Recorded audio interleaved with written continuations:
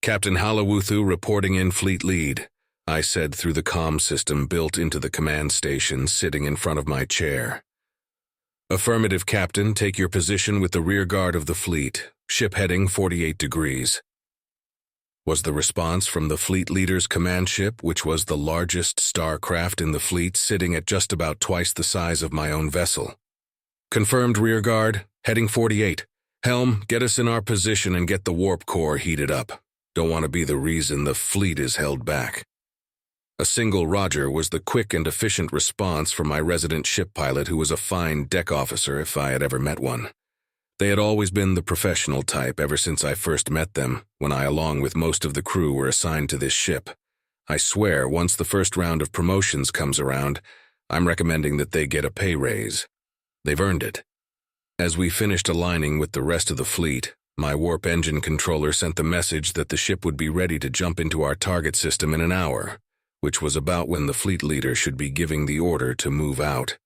Apparently, we would be jumping into one of the humans' trading systems to cripple their economy to make the proper invasion fleet's job that much easier.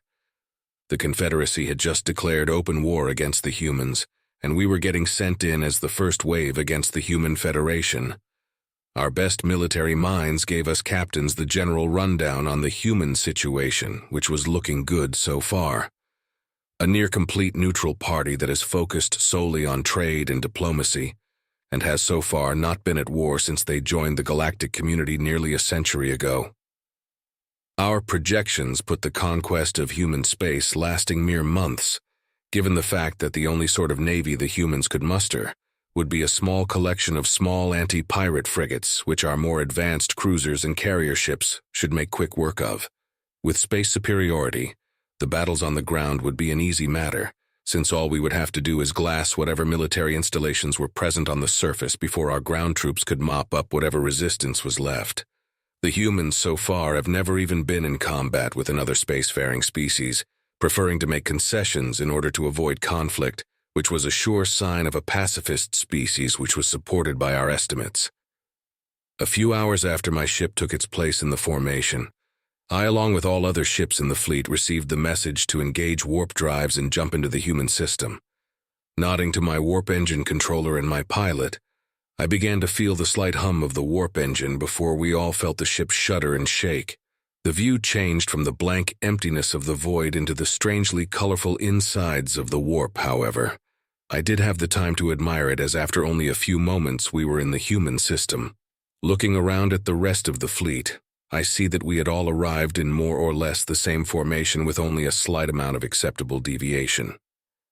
Gazing out into the system which we were here to soften up, I was mildly confused when I saw not a muster human frigate fleet but a collection of merchant ships and convoys floating around the system, going about their normal duties like they were not currently at war with a neighboring empire.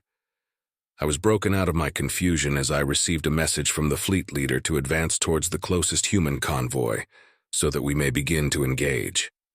Relaying the message down to my pilot, we, along with the rest of the fleet, quickly began moving towards the convoy, which seemed to be entirely unperturbed by the approaching ships. I decided to order my scanner officer to begin checking the convoy for any oddities.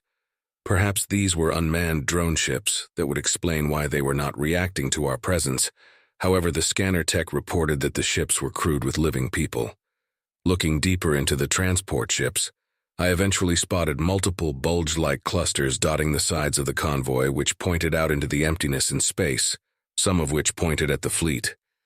Before I could ponder this any further, the fleet leader ordered all ships to open fire on the convoy and destroy the transport ships before they can get away, and my weapons officer swiftly compiled by firing off our laser weaponry at the vulnerable convoy, while the carrier flagship, which the fleet lead was captaining from, began to deploy their fighters and bombers. I watched as our lasers slammed into the hulls of the transport ships making up the convoy and did nothing other than make some of the ship's armor plating glow a bit.